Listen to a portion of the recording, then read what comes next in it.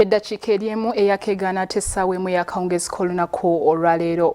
Bbaasi ebadde etisse abayizi ba Eremeredde Parents Secondary School efunye akabenje ku luguudo oluva e Kampala okudda e Mubende.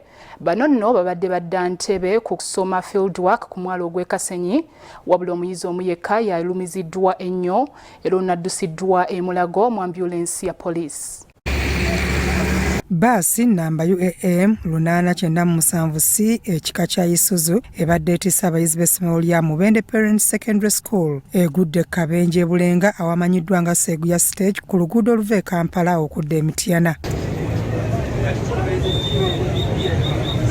Bbaasi eno kigambibwa nti eremeredde omugoba waayo n'etomerwa bodaboda namba UFC 236D abadde atisse ebifulusi era ng'ono awonedde watono okufa.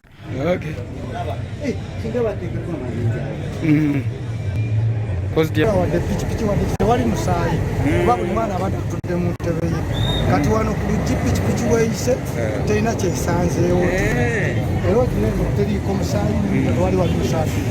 Kitegeerekese nti abayizi bano babadde bagenda Entebbe ku ssomo lya fieldwork ku mwalo ogw'e Kasenyi. Okusinziira kw'omu ku badereeva b'essomero lino Zimbe Ibrahim agamba tewali muyizi n'omu afudde naye nga waliwo abakoseddwa.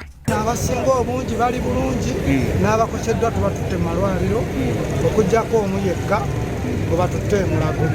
Emmotoka ebaddemu abaana 65 nga n'omuwendo gw'e67 tegukola ki teguwerera kyokoze ekituufu kimanyi kuba zevugere n'emmotoka zebadde nzivuga mwaka mukamba kati gye twakagula gyevuga. Waliwo omuyizi omu ayisiddwa obubi ennyo, ono atwaliddwa mu ambyulensi ya poliisi n'addusibwa mu ddwaliro e Mulago. Walimu abaana 65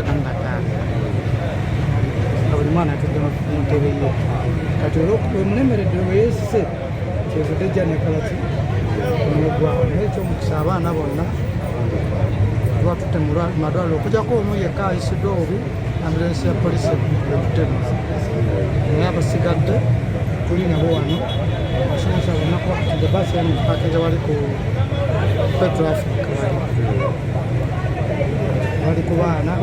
Oluvannyuma breakdown ereeteddwa neesulawo bbaasi eno n'etwalibwa ku poliisi ng'okunoonyereza okugenda mu maaso.